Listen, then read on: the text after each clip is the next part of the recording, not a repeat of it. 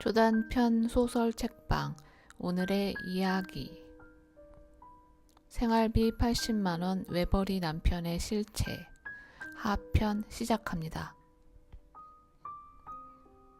남편은 자신의 연봉을 공개한 적이 없었다. 나는 결혼 전 남편이 얼마를 버는지, 얼마를 모았는지 알고 싶어서 내 월급을 공개했지만 그는 끝까지 공개하지 않았다. 남편은 연봉은 자신의 사생활이며 부부 사이에도 사생활은 지켜져야 한다고 주장했다. 그가 다니는 회사를 알고는 있으니 남편의 연차 정도면 연봉 수준이 얼마나 되는지 온라인에서 검색해 보기는 했다. 어쨌든 자신이 열심히 일해서 우리가 이 정도나마 사는 거라며 자화자찬하는 그의 말을 나는 그저 받아들일 수밖에 없었다. 하지만 시간이 지날수록 나는 남편이 지나치다고 느꼈다. 생활비 85만 원에 남편 자신이 희생하는 값은 들어있지 않았다. 마감 세일, 떨이 물건으로만 장을 볼 수 있는 형편에 남편은 매 끼니 고기나 계란 반찬을 올리기를 요구했다. 어느 날은 좀 무리해서 제육볶음을 올린 적이 있었는데 나랑 애가 먹든 말든 혼자 제육볶음을 다 먹어 치우더니 계란 후라이를 해달라고 조르기 시작했다. 나는 이미 차린 밥상이고 벌써 밥을 거의 다 먹었는데 굳이 계란 후라이를 먹어야겠냐며 다음에 해주겠다고도 했는데 그는 포기하지 않았다. 하나만 빨리 해주면 되잖아. 남편이 힘들게 일하는데 그거 하나 못 해주냐? 나 같으면 이럴 시간에 그냥 후딱 해주겠다. 그의 말이 맞았다. 그냥 후딱 해주고 치워버리는 게 가장 편한 방법이었지만 나는 그러기가 싫었다. 아들이 밥을 먹든 말든 아들의 입에 고기 한 점을 넣어주지 않고 잽싸게 집어먹는 그가 그 순간 너무 미웠기 때문이다. 심지어 그는 계란 후라이 하나라고 했다. 아들을 위한 것도 아니고 오직 자신을 위한 하나의 계란.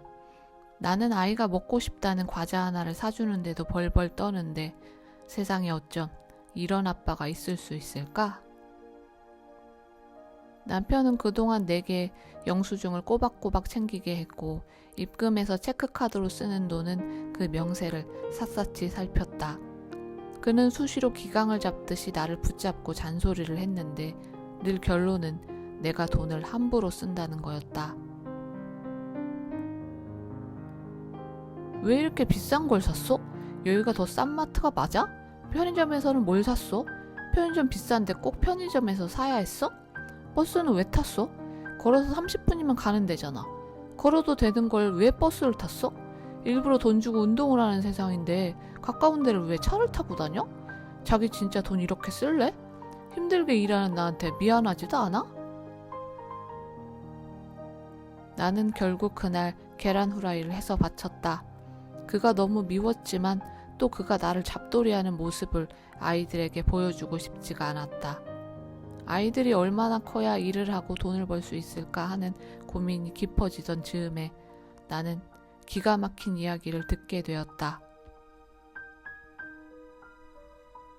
큰아이가 다니는 어린이집 친구의 엄마가 해준 얘기였는데 그녀와 나는 가깝지는 않았지만 매일 아침 버스에 아이를 태울 때마다 얼굴을 보는 사이였다.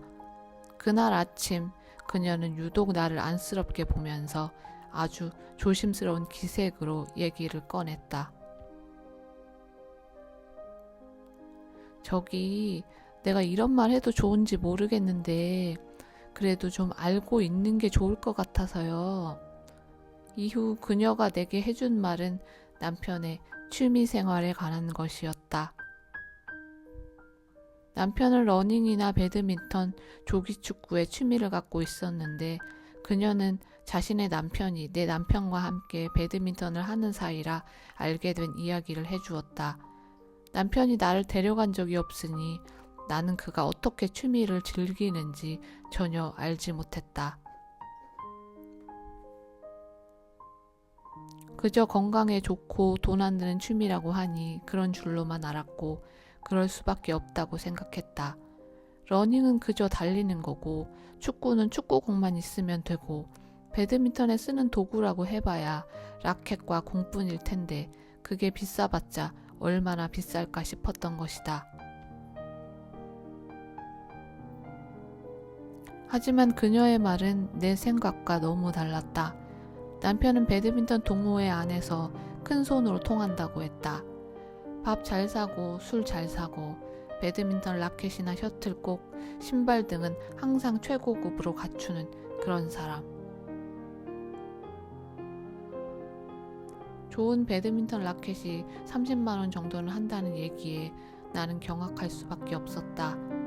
내가 본 남편의 라켓만 적어도 5개는 될 텐데. 나는 내 손을 꼭 붙들고 서 있는 아이들을 내려다 보았다.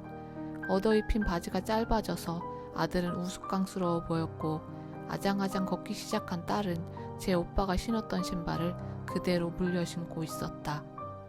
내 모습은 어떤가? 나는 낡아서 소매가 나달나달해진 남편의 잠바를 입고 있었고 무릎이 나오고 해진 추리닝도 남편의 것을 접어 입은 것이었다. 노란 고무줄로 질끈묶은 머리는 이제 희끗희끗 새치가 적지 않았고 화장은커녕 날로 늘어만 가는 기미가 채워지는 얼굴은 이제 절대 내 나이로 보이지 않았다.